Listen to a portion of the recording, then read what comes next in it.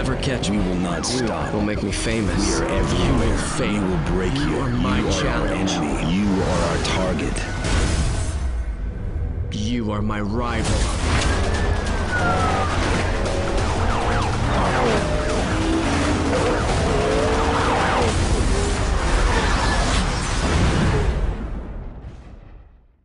So Need for Speed Rivals.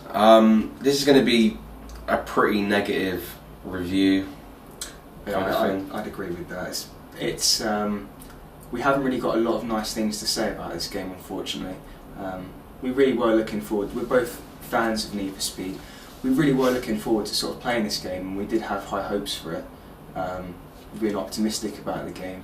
But Steve, I think you noticed a lot when we were queuing up for the game. You noticed a lot that was wrong with the game, like bugs and glitches and that kind of thing. Do you want to talk about that? Yeah, upon queuing up for the game, it was massive hype. There was quite a big queue for it. So anyway, we got into the queue, and there was cars just like falling through the map.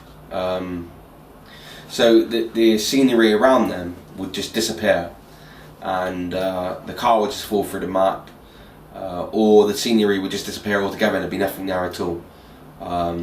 Huge glitches. There was this one kid who was playing, and we heard the guys who were at the booth talking about it afterwards, because they weren't even.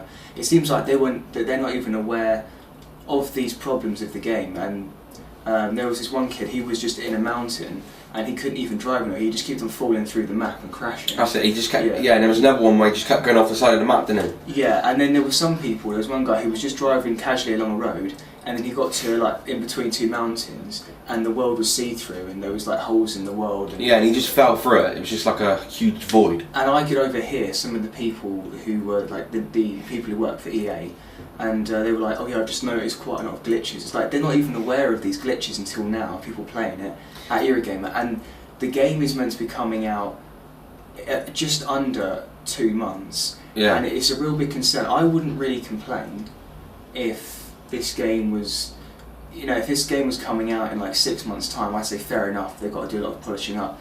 But the fact that this game's coming out in November, at the end of November, they've got a lot of fixing to do before the game comes out. And whether they'll do it in time, I'm really starting to really actually question whether that's actually going to happen. Yeah.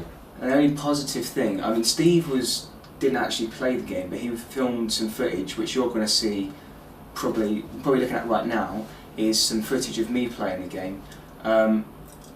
I play in the game. It's not just the glitches that is the issue. We've also found that it's just so messy the way that you start a race. And what did you know from watching me play? Were you able to kind of keep up with what I was doing? No, it was so confusing. Like Matt was racing, so I was obviously filming, and I looked up to see what was going on. And he had won the race. He had come, whichever position he came in, and then he started. He didn't start it. The game started it for him, as you're going to be seeing now. And it was so confusing because there's different events that pop up, and you are just chucked into that event, but you don't choose that event. It was just so weird. The bit for me, experience actually playing the game, when I started a race, I was facing the wrong way that the race was starting. Now usually, when you're playing a racing game, you will be, you start the race and it will automatically put you lined up, ready to start the race, lined up with the race is facing the right way. Now, when you start on Need for Speed Rivals, it's something to take into account if you're thinking of buying the game. I wouldn't recommend you do though. That's a bit harsh, I know, but it's true.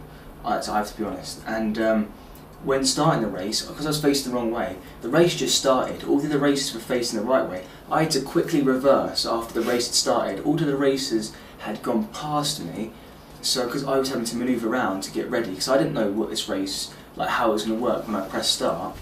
The race just starts and sets up random checkpoints over the map, which are really hard to follow.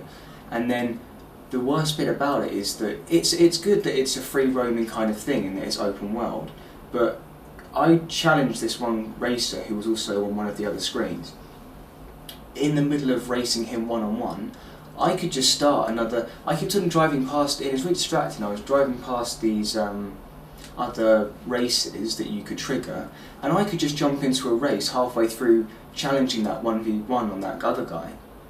It's like I could, whilst I was racing him, I could have pressed the L1 button because we were using a PS4 controller, but it was actually on Origin on PC, but they were using a PS4 controller.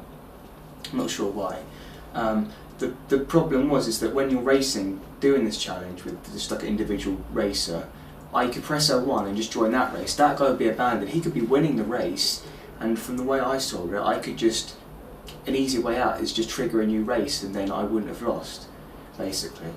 The whole thing seemed a mess, didn't it, really, in terms of organisation of the game? Yeah, and also another major thing with the game, well, it was on PC, and I was really surprised, is that the PCs, the PCs didn't crash, it was the game, it just couldn't keep up.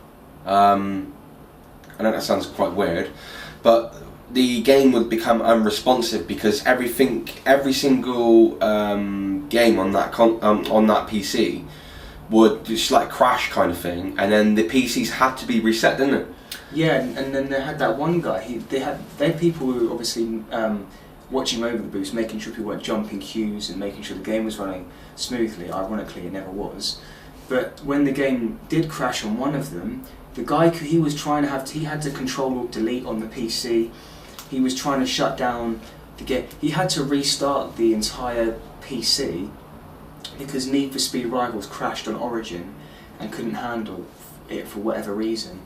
And each monitor that I could see, there was like 4 or 5 monitors along, and each one pretty much crashed at the same time. So you had to wait even longer to play the game in the queue because the game was so broken. And the only positive thing that I can take from, which I've said to you, is that it's a really small minor thing. They have got the handling perfect on this game, but with such unorganised gameplay and such poor mechanics of how it operates with the races, and all these glitches, these bugs, the game crashing, the handling just being good, it's just not good enough of a reason to really be interested in this game. It did handle well, but like I said, that's the only thing that I can take that was positive. I guess being generous enough to say another positive thing is that the cars did look quite good and the graphics were good, but none of that makes up how poor of a game this really is. I really thought it was more polished than this, and I'm really disappointed. I'm a big Need for Speed fan. It seemed to me like it was just a new game, a new developer just come out, just come through the surface. It didn't seem like Need for Speed. Apart from, like Matt said, everything to do with the handling, the graphics, everything like that was perfect. But I just found that there was way too much going on around you. It was so confusing because when I looked at Matt racing, I wasn't even racing, I was just watching. And there was just so many things popping up, and I had to keep an eye on what was going on because I was getting so confused. What is he doing? Not because what Matt was doing, but because what things were going on, and I was just really disappointed with Need for Speed. And the point I mentioned to you was that because of how easy the race is, you just trigger a race and it makes random checkpoints. The importance of each race seems so obsolete, like it doesn't even, you're just kind of doing chores, like it doesn't even feel fun to just do race after race. Yeah. When you play previous games, I know there's a lot of people who are Need for Speed fans who really want Underground 3, and I'm one of those people, that kind of import tuner kind of scene. Most Wanted that was redone but wasn't really, in my eyes, Most Wanted, the remake, wasn't really that great. But those earlier games of Need for Speed where they actually got it right, those ones, it used to have like this big build up for this big race. You had this one guy who was a pain in your nerves ever since the beginning of when you first started playing the game, and now you're racing him, and you're racing him to win his car. It's pink slips. It's either you lose your car or you win his, and there was like a big build up for that usually before. Now it's like, oh, trigger a race, here are the checkpoints, when you win it, you get a little bit of money or experience or something, and then you're back in free roam and you just need to find another place to trigger L1 to start another race where random checkpoints appear. So yeah, I guess an overall summary would be they need to fix all these glitches, bugs and crashing. Graphics and handling are good. The gameplay is just absolute mess in terms of its sort of structure. I just can't believe I think that's the main thing. I can't believe they showed this at Eurogamer when a game's going to be coming out, you know, just over 2 months, and there's so many problems. I have to agree, Underground 3, but then they're not going to do that. Yeah. You know, I mean, I'm kind of thinking that Need for Speed now is getting a little bit too repetitive. Everything they're doing is just, you know, kind of. If I wanted to race on a new Need for Speed, I could just play the old one, you know, because it just offers you the same thing.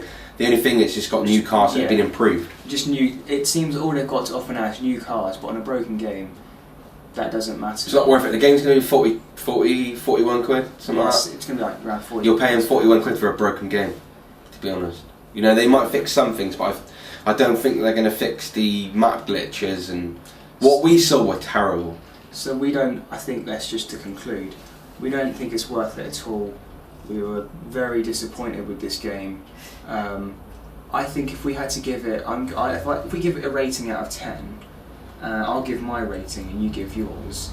So taking everything into account, I'd say at this current point in time, Need for Speed Rivals is probably a 4 out of 10, I would probably say.